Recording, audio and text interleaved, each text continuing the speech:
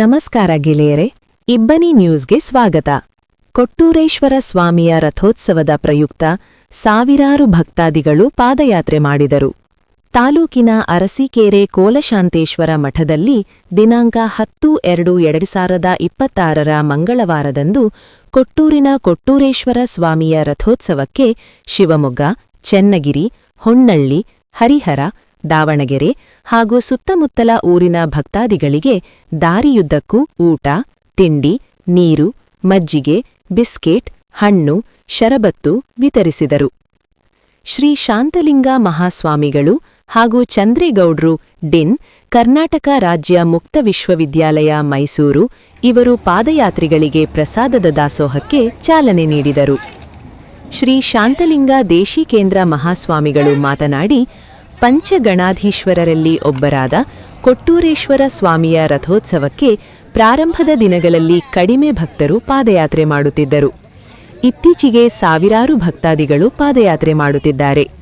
ಬರುವಂತಹ ಭಕ್ತರಿಗೆ ಸುಮಾರು 50-60 ಸಾವಿರ ಭಕ್ತಾದಿಗಳಿಗೆ ಶ್ರೀಮಠದಿಂದ ರೊಟ್ಟಿ, ಪಾಯಸ, ಕಾಯಿಪಲ್ಯ, ಹೆಸರುಕಾಳು ಪಲ್ಯ, ಚಟ್ನಿ, ಅನ್ನ, ಸಾಂಬಾರ್, ಪಲಾವ್, ಮಜ್ಜಿಗೆ ಹಾಗೂ ಟೊಮ್ಯಾಟೊ ಉಪ್ಪಿನಕಾಯಿ ಪ್ರಸಾದದ ವ್ಯವಸ್ಥೆ ಜೊತೆಗೆ ಔಷಧೋಪಚಾರ ವ್ಯವಸ್ಥೆ ಮಾಡಲಾಗಿದೆ. ಭಕ್ತಾದಿಗಳು ಮಠದಲ್ಲಿ ವಿಶ್ರಾಂತಿ ಪಡೆಯುತ್ತಾರೆ ಎಂದು ಹೇಳಿದರು. ಈ ಸಂದರ್ಭದಲ್ಲಿ ಚಂದ್ರೇಗೌಡ್ರು ಮಾತನಾಡಿ, ಶ್ರೀ ಶಾಂತಲಿಂಗ ದೇಶಿಕೇಂದ್ರ ಮಹಾಸ್ವಾಮಿಗಳು ಕಾಯಕಯೋಗಿಗಳು. ಅವರ ಪರಿಶ್ರಮದಿಂದ ಪ್ರತಿ ವರ್ಷ ಮಠದಿಂದ ಕೊಟ್ಟೂರು ಪಾದಯಾತ್ರೆಗಳಿಗೆ ಪ್ರಸಾದ ವ್ಯವಸ್ಥೆ, ಬಸವ ಜಯಂತಿ ಪ್ರಯುಕ್ತ ಉಚಿತ ಸಾಮೂಹಿಕ ವಿವಾಹ, ರಥೋತ್ಸವ ಪ್ರಯುಕ್ತ ಸಾಧಕರಿಗೆ ಸನ್ಮಾನ, ಎಲ್ಕೆಜಿಯಿಂದ ಪದವಿ ಕಾಲೇಜ್ವರೆಗೂ ಶಿಕ್ಷಣ ಸಂಸ್ಥೆಗಳನ್ನು ಹೊಂದಿದ್ದಾರೆ ಎಂದು ಹೇಳಿದರು. ಇದೇ ಸಂದರ್ಭದಲ್ಲಿ ಶಾಂತಾ ಪಾಟೀಲ್, ವೈ ಅಣ್ಣಪ್ಪ, ಪದವಿ ಮಹಾವಿದ್ಯಾಲಯದ ಪ್ರಾಂಶುಪಾಲರಾದ doctor M Suresh, I Salam Saheb, Naranagowda, H Siddeshwara, Bettappa, Prashanth, AH Kotresh, AH Eshanna, Nandish, Yogish, Hadimani Pradeep, Manjappa, Vinayaka, Ramesh, ಭಕ್ತರು ಹಾಗೂ ವಿದ್ಯಾರ್ಥಿ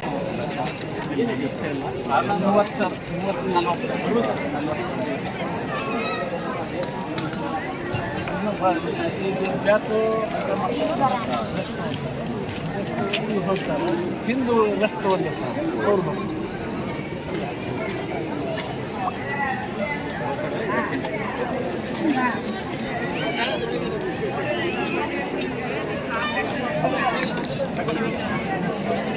ಒಂದು ರೊಟ್ಟಿ ಕೊಡ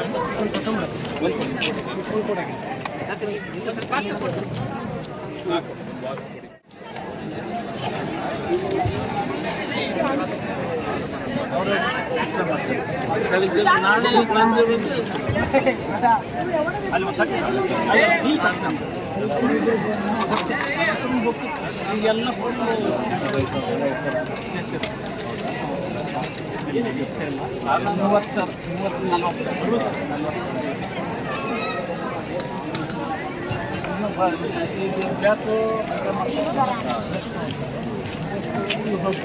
ಹಿಂದೂ ರಸ್ತೆ ಒಂದು